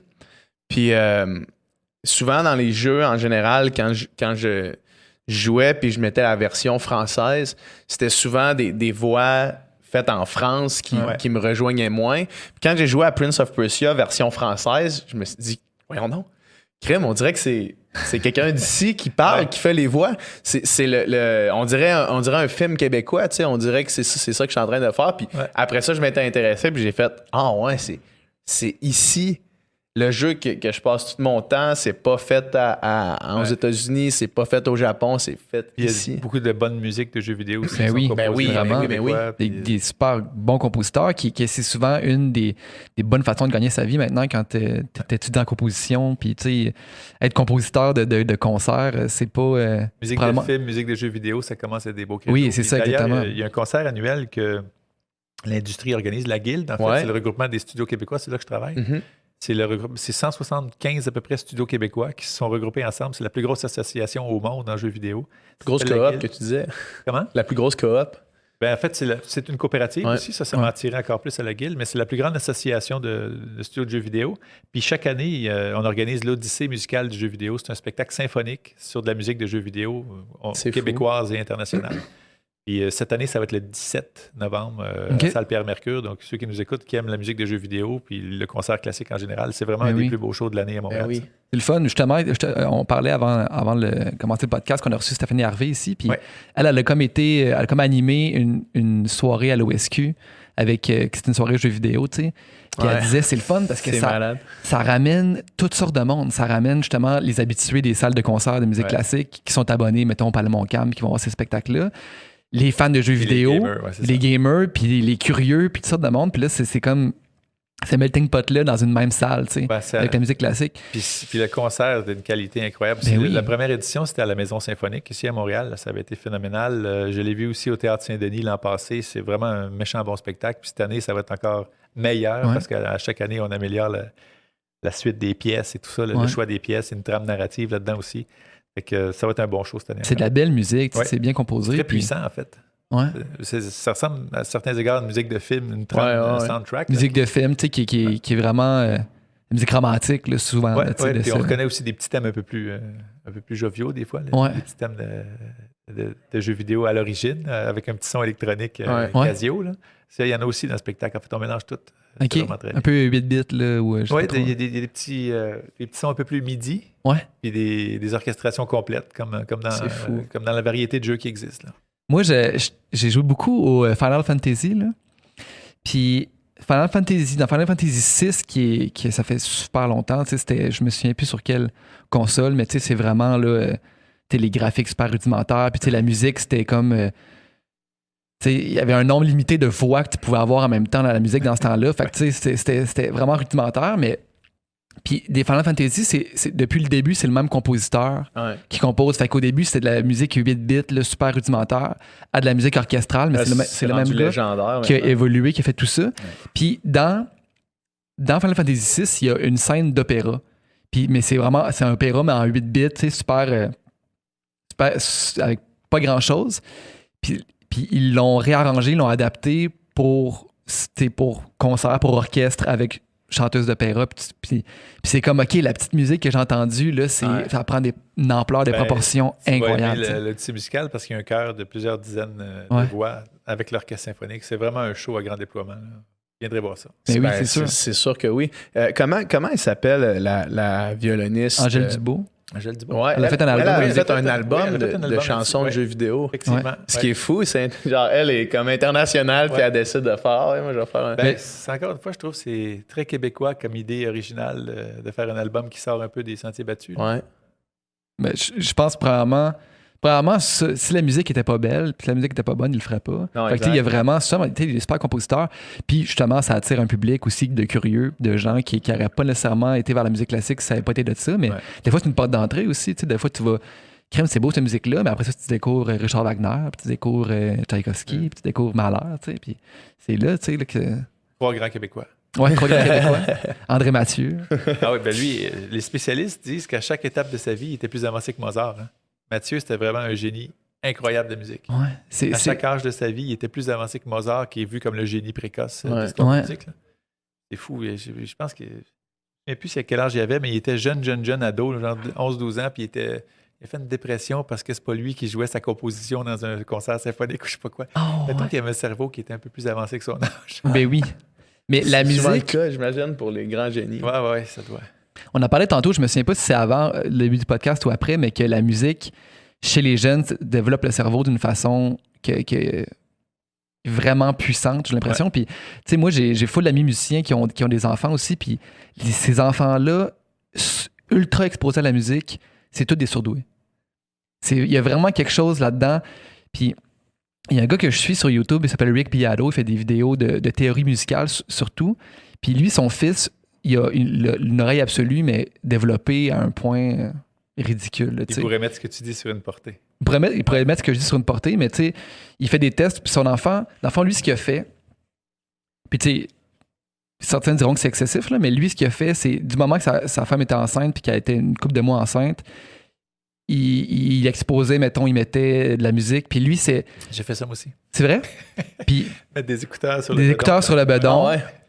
Puis, Et moi, je mettais les claviers bien tempérés de Jean-Sébastien Bach. ben, c'est ça, exactement. Lui disait, je mettais de la musique, il appelait ça de la musique à haute information. Fait que soit du jazz avec beaucoup de notes, beaucoup d'informations, ou de la musique ou du bac, ou justement de la musique actuelle aussi, tu sais, avec beaucoup de dissonance aussi, parce qu'il se disait, tu sais, la dissonance, tu sais, les accords qu'on fait, hein, c'est bien bizarre ça, ou c'est bien dissonant, c'est bien pas beau. Lui, il s'est demandé si tu exposes un enfant super jeune à beaucoup de dissonance comme ça, est-ce que ça va sonner normal pour lui? Il va devenir dictateur. Ouais, c'est ça. C'est ça, exactement. Est-ce que ça va devenir normal pour lui? Puis j'ai l'impression que la réponse, c'est un peu oui, parce que son fils, il lui joue aujourd'hui, là, il a comme 10 ans. Puis il s'assoit sur le piano, là, il fait comme n'importe quoi, puis son fils il chante do, ré, nanana, puis il dit tous les noms des notes qu'il entend, puis ils entendent toutes. C'est vraiment super impressionnant. Puis en plus de ça, le petit gars, c'est vraiment un surdoué, mais il apprend les langues comme ça, ses tables de multiplication, tu peux y faire 122 x 35, puis il va te dire qu'est-ce que ça fait. C'est facile, celle-là. Ouais, c'est ça. Fait que, puis c'est facile pour toi, là. Pas facile pour tout le monde. Puis il y a de quoi de l'ordre de la mémoire là-dedans aussi, j'ai l'impression. Puis je pense que l'oreille absolue, de pouvoir reconnaître n'importe quelle note, si tu l'entends, si tu entends un troc reculer, puis si tu entends la corde, la porte, c'est ça, ouais. pas de grincer, mais l'alarme tantôt. J'ai l'impression que ça doit être fatigant à un moment donné. Ça doit être fatigant. Oui. Dans note, n'importe quel son. Là. Ça doit être fatigant, mais j'ai l'impression que c'est quelque chose de l'ordre de la mémoire, justement, que tu sais, moi, je me souviens pas c'est quoi un do, vite comme ça, tu sais. Sauf qu'il y a des gens qui sont capables de s'en souvenir pour le restant de leur vie, tu sais. Ouais. Parce que, puis je pense que c'est vraiment à la petite enfance que ça se développe, ça. À l'exposition à la musique, puis à cet environnement-là, tu sais. Ouais. Probablement que... C'est le l'A440, c'est mon cellulaire tout le temps. Ouais. J'aurais aimé ça avoir l'oreille universelle, l'oreille absolue. absolue. Ouais.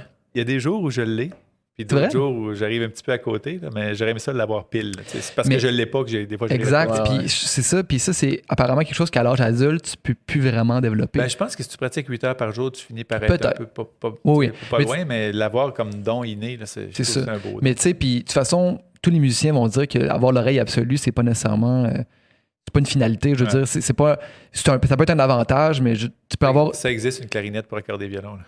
Ouais, c'est ça. Mais tu peux très bien... tu peux avoir une oreille relative absolument incroyable, tu sais. Si tu donnes quelqu'un qui a une super bonne oreille relative, tu fais juste donner une note, puis après ça, lui, il peut trouver n'importe quoi. C'est ce que j'ai l'oreille relative, mais ma mère avait encore l'oreille absolue. Ah ouais, OK. Ça, je l'envie pour ça. Ouais, c'est une des rares affaires qui t'est donné à la naissance, qui peut être donné à la naissance. Là, je pense que c'est inné, moi, parce que... Tu sais, mettons, le petit gars que tu parles, probablement que t'as raison, il doit avoir beaucoup de liens avec l'exposition à la musique dans un bas âge, mais il me semble malgré tout avoir frappé un bon numéro. Là.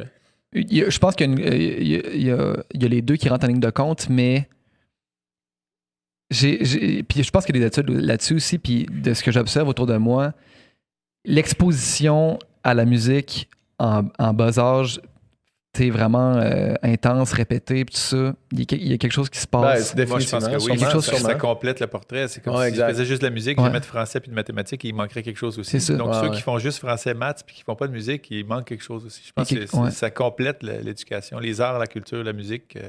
Moi, je pense que ça devrait être obligatoire de façon plus intensive que ça l'est actuellement.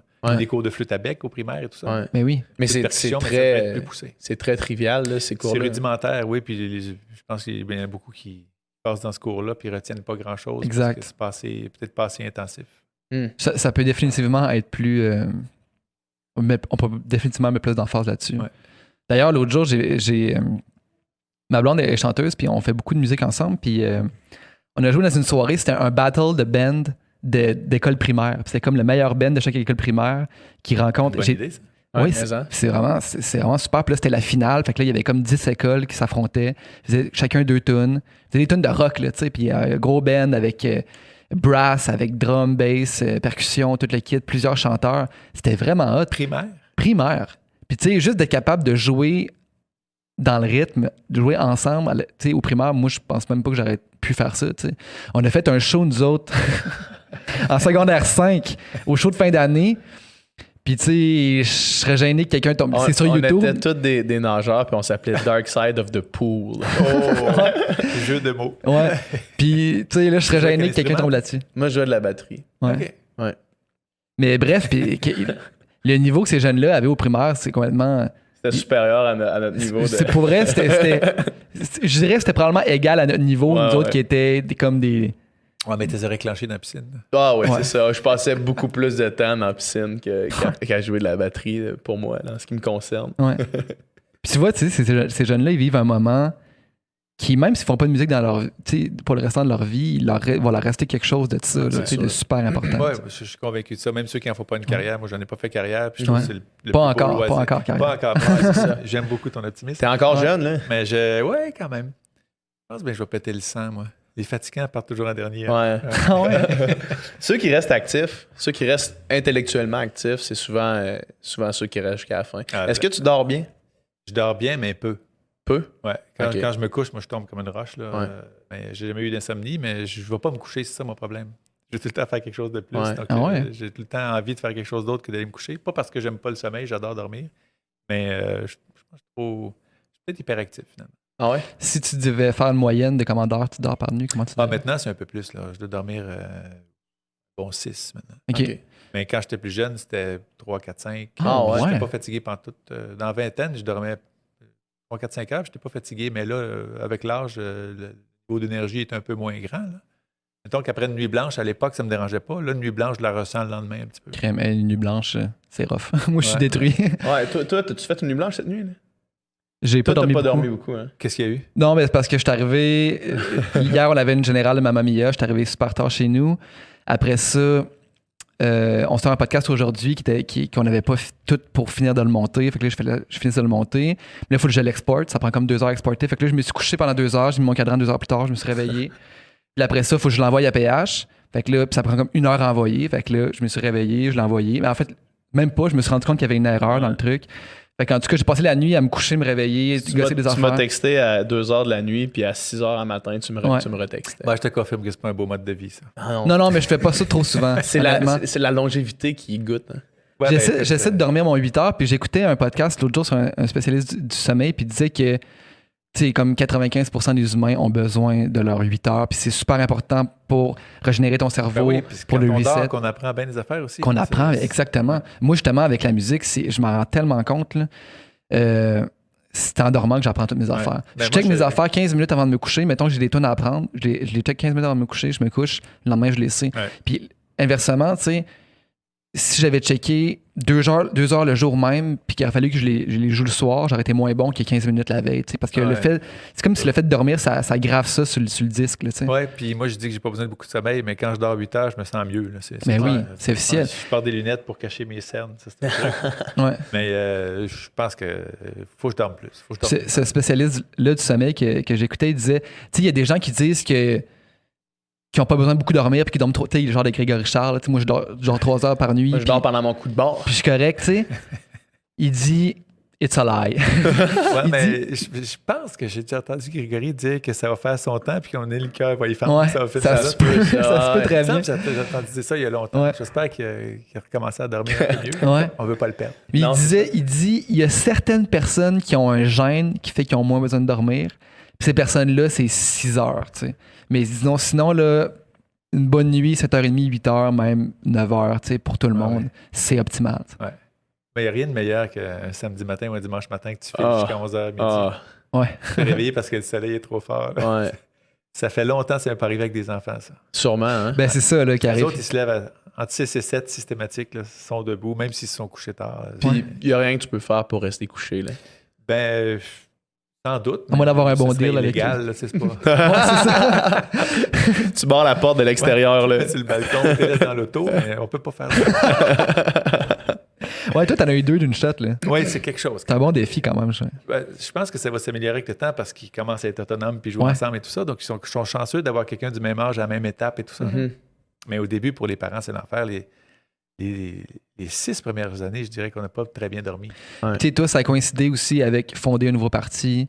Ça, c'était la grande erreur de Ben, c'est ça, tu sais, ça a été comme. Est-ce qu'en rétrospective, est-ce que tu referais la même chose? Ben, en fait, je peux pas dire que je voudrais pas faire ce que j'ai fait parce que les gens que j'ai rencontrés, c'est dû à ça. Puis je suis content de connaître tout ce monde-là, puis d'avoir une famille, puis, etc. Mais je recommande à personne d'aller en politique avec des jeunes enfants ou d'avoir des enfants pendant qu'ils sont en politique. Moi, c'est ce qui est arrivé quand je me suis présenté en 2008. Je n'avais pas d'enfants. Puis j'ai rencontré ma blonde après. Puis on a eu 2 enfants. Ça faisait 2 ans que j'étais en politique à peu près. Puis la Fondation d'adoption nationale est arrivée en 2011, à peu près, fin 2011. Donc il y avait à peu près 3 ans. 1 an, pardon. Ils sont nés en 2010. Fait que leur jeunesse, je l'ai un petit peu manqué, mine de rien, les premiers pas, les premiers mots. Là, ça, c'est pas le genre d'affaire que tu peux reprendre, tu sais. Ben non, c'est ça. Fait que les 2 premières années de leur vie, j'étais pas mal absent. Fait que c'est pour ça que je suis parti d'Option nationale, parce que ça allait plutôt bien. Le parti, il y avait vraiment quelque chose qui se passait. Il y avait une bonne croissance, il y avait un mouvement qui se faisait. Là. Même si je n'avais pas gardé mon siège avec la bannière d'Option nationale en 2012, le parti, il y avait des membres qui rentraient en masse, puis c'était des membres jeunes, des fonceurs. Exact. Mais moi, j'étais à l'université. Incroyable. Moi, j'étais à l'université à cette époque-là, puis justement, comme on disait tantôt, c'était en même temps que tout le mouvement étudiant. Ouais.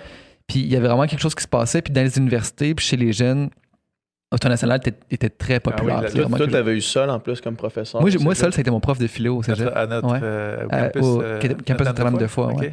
Ben, en fait, c'est ça. Le membership était extrêmement jeune, puis le discours était rafraîchissant, puis il se passait quelque chose. Puis malheureusement, j'étais la figure la plus connue parce que j'étais le seul député.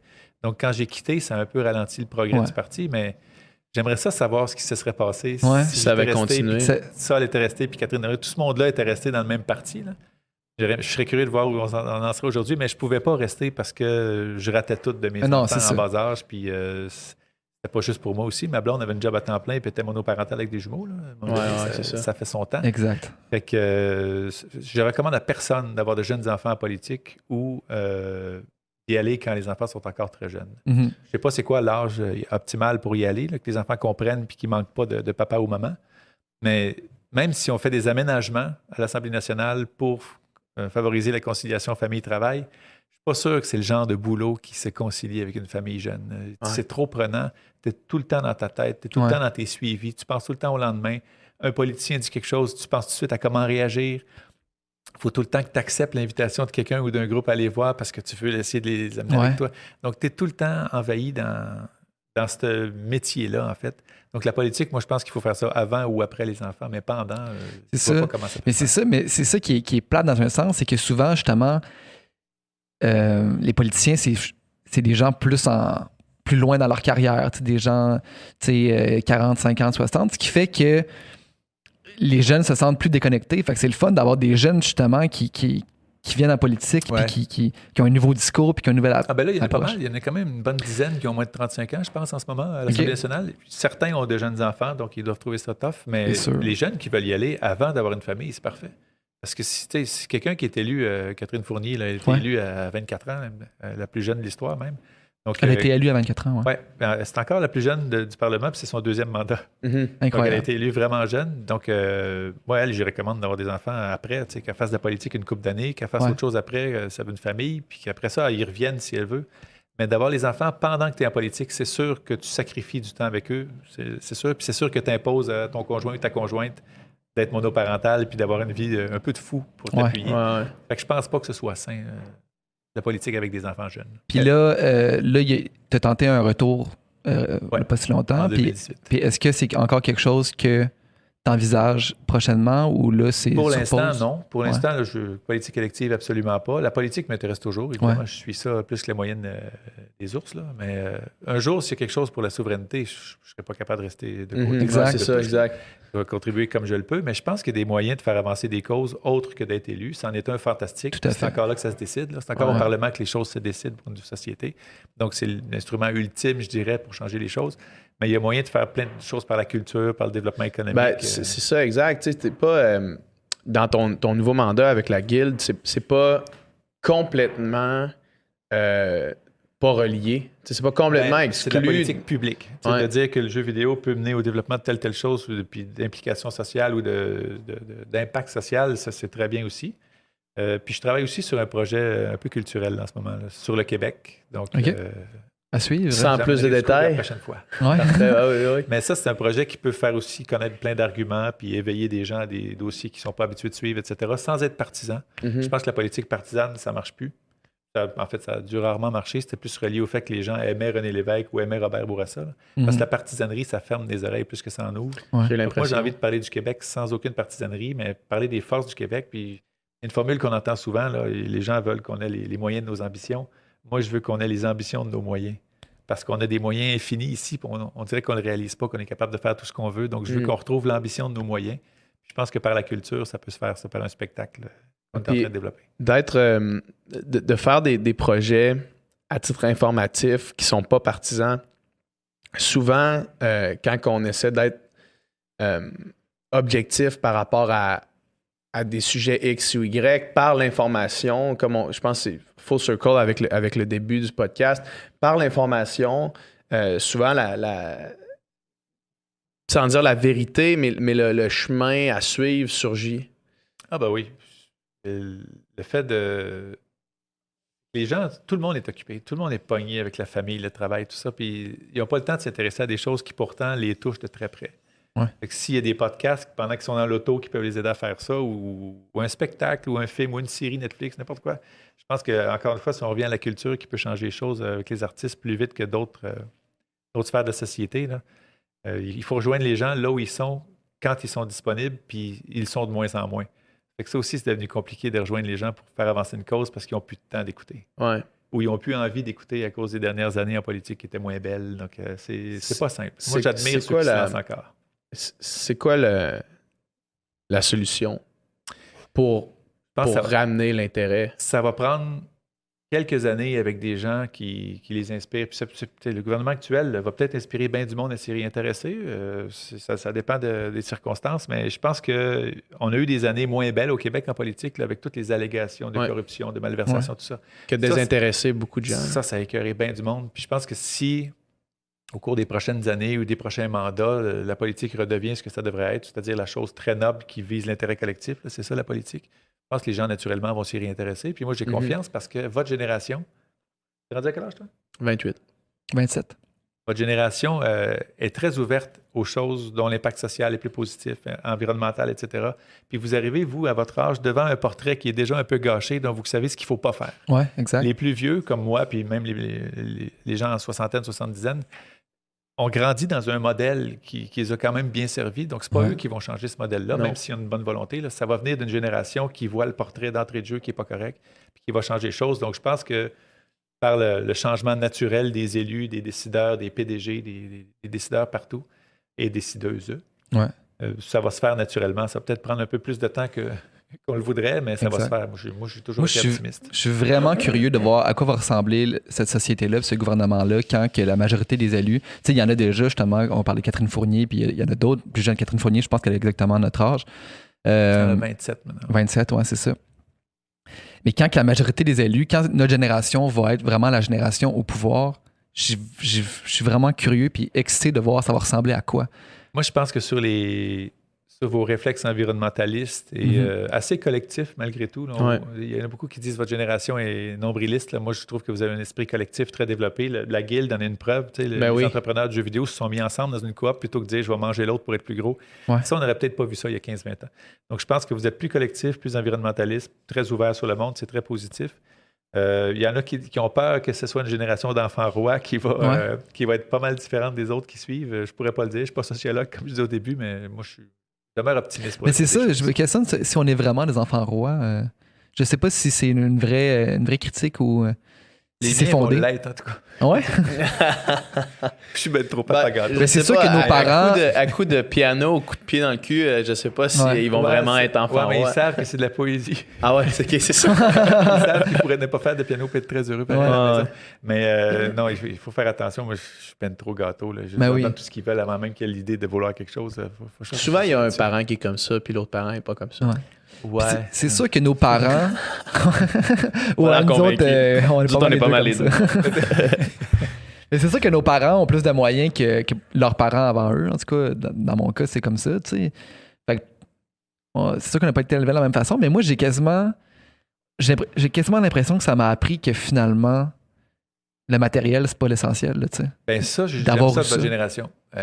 Vous êtes un peu dans l'ego avec toutes les applications, tout ça. Là, ça, Ouais. c'est normal. Puis n'importe quelle génération serait tombée dans le même piège. Là. Vous êtes pas, votre nature humaine, c'est la même nature humaine qu'il y a 50 Exact. ans, mais avec Puis d'autres outils. c'est conçu pour être addictif, là, tu sais. Sauf que, qu'est-ce que tu disais juste avant? Je disais que notre génération, moi, avoir grandi dans un milieu aisé, avoir eu pas mal tout ce que j'avais besoin, en tout cas mes besoins puis mes désirs, que finalement, je me dis, matériel. l'essentiel, c'est pas nécessairement matériel. C'est ça, j'allais dire, les égos sont mieux servis maintenant, donc votre génération étant la plus techno, vous avez l'air des égocentriques, sauf que sur le matériel, votre génération, c'est celle qui veut le moins de voitures, Ouais. le moins avoir une maison, donc vous êtes moins attaché à ces choses-là, puis ça fait partie de la solution aussi. Parce que si tout le monde veut 2 chars avec une porte de garage, un chalet en plus en Estrie ou en Des-Laurentides, ça, c'est vraiment de la surconsommation qui ne peut pas se faire à large échelle. Donc, je pense que là-dessus, vous avez une bonne solution aussi. Vous êtes moins matérialiste. Est-ce que ça passe aussi par des personnalités fortes? Moi, je pense que toujours. Toujours, ça prend des leaders. modèles. Ça prend des leaders Ça prend des modèles inspirants. qu'on a envie de suivre. Ouais. Puis la politique, ça ne devrait pas être juste une personne, là. Ça devrait être des idées, puis on les aime, que le porteur, on l'aime ou non. Là. Il ne faut pas ne pas aimer une cause parce qu'on n'aime pas le chef. Et à l'inverse, il ne faut pas aimer une cause juste parce qu'on aime le chef si la cause est tout croche. Ouais.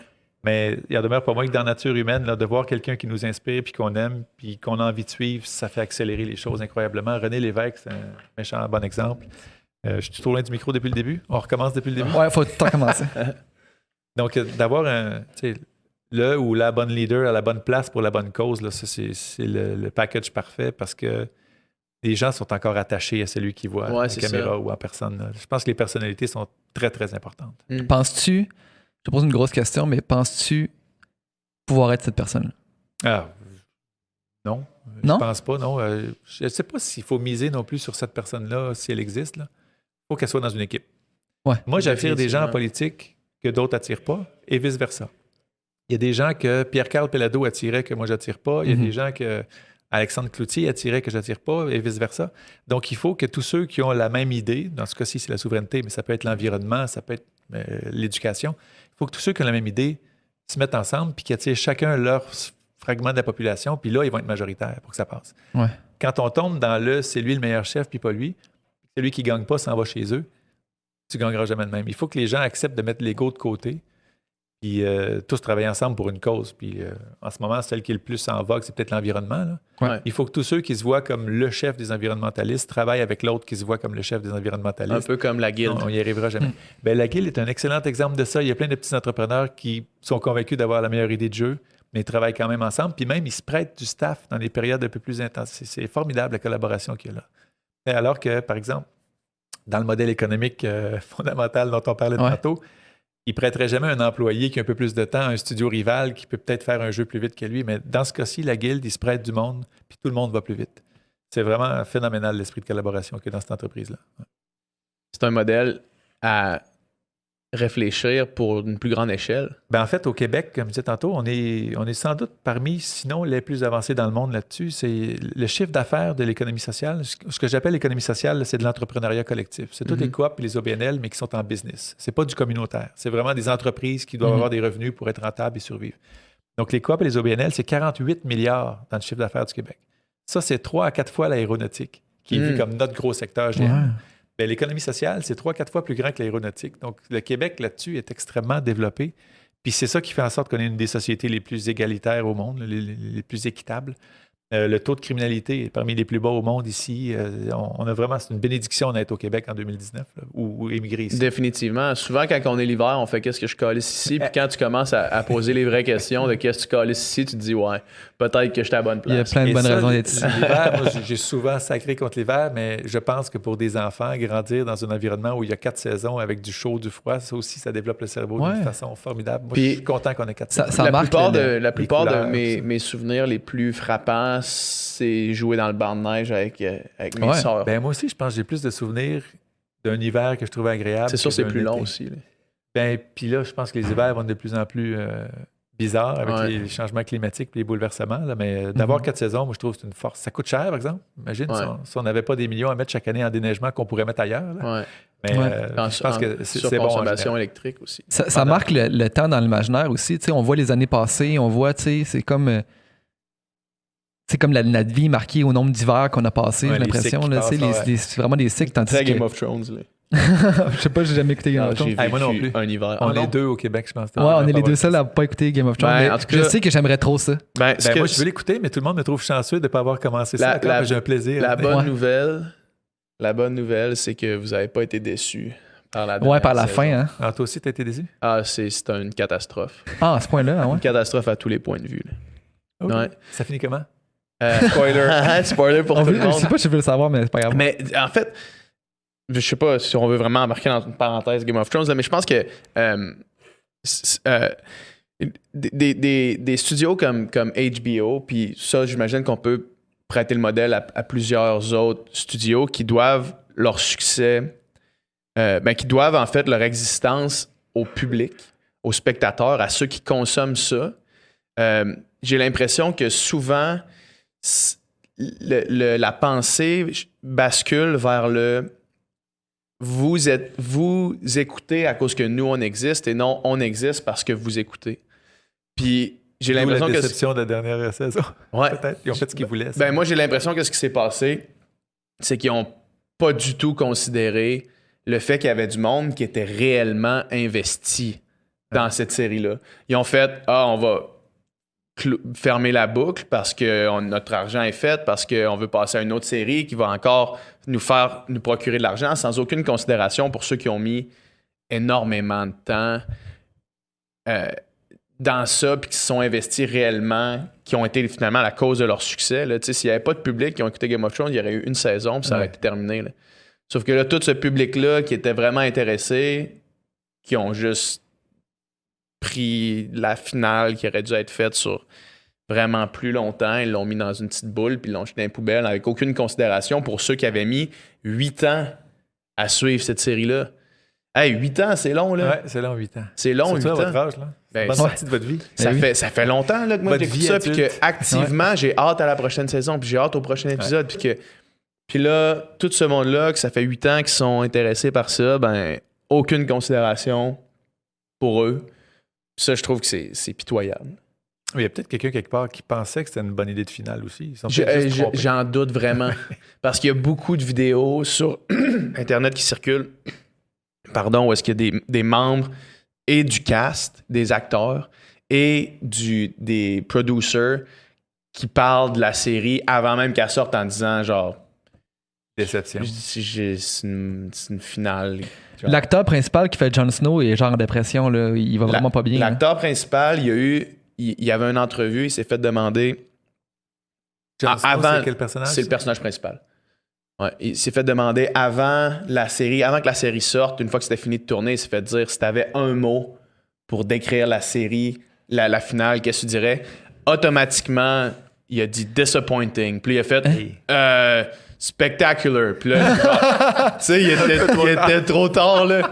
Mais tu sais, son premier mot, ça a été ça, là, tu sais. Mauvais Il politicien. a pensé à son prochain contrat. Il Il a dit spectacular. Puis tu sais, ça en dit long, là, quand ton acteur principal, le premier mot qui vient, c'est disappointing. Puis je veux dire, c'est juste. En tout cas, je trouve que c'est un peu un manque de respect pour les personnes qui sont la raison pour laquelle tu existes, au final. Ouais, tu sais. c'est ça.